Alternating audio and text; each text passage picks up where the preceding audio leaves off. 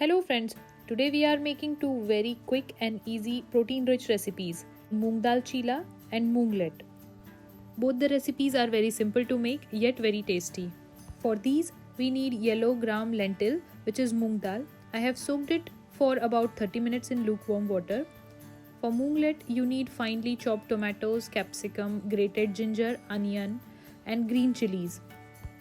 We'll also need red chili powder, salt, baking soda and white vinegar, clarified butter that is ghee and some oil. For paneer moong dal chila, we have taken finely grated paneer.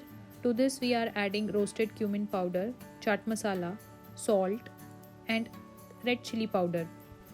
You can keep the quantity of these spices as per your taste. Also add some finely chopped green chilies and fresh coriander leaves. Mix this well and keep aside. Now take the soaked moong dal in a blender jar, add some green chili, ginger, salt and blend it well. Its consistency should be like this. Now heat up a pan.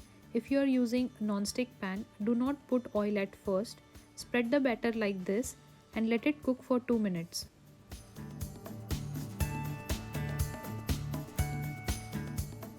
After 2 minutes, add little bit of oil over it. Now flip it to other side and let it cook for another minute.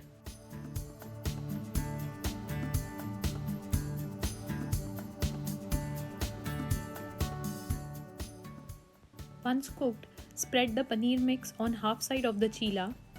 For those who follow vegan diet can use tofu instead of paneer. Now you can take this off the pan and enjoy it with ketchup or green chutney. Now for moonglet, make the same batter just by blending soaked moong dal, green chili, ginger and salt.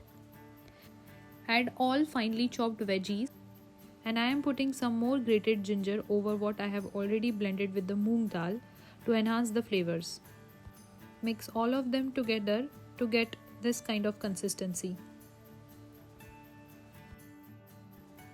Once everything is mixed properly, add half teaspoon of baking soda and put 1 teaspoon of white vinegar over it. Now mix it well, the mixture will lighten a bit. Heat up a pan and apply oil on the base and spread the mixture evenly. Once cooked properly, the moonglet will get thick to double its initial size, so keep that in mind while spreading the batter.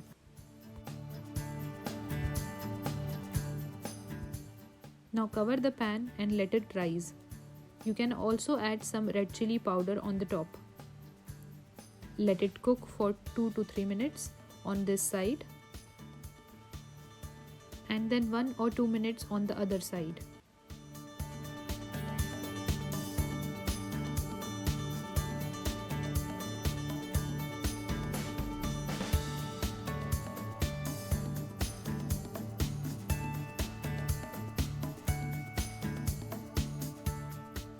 Once done, make cuts like this and add half teaspoon of butter or ghee. It's totally optional. And it's ready to move on your plate. It's best enjoyed with green chutney or tomato ketchup. So what do you think of this recipe? Aren't these recipes very easy? Now it's your turn to try and make it. Please let me know in comment section how it turned out for you. Detailed ingredients list is in the description below. If you have any queries, do let me know.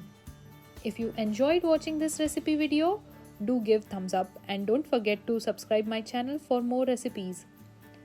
See you in next recipe.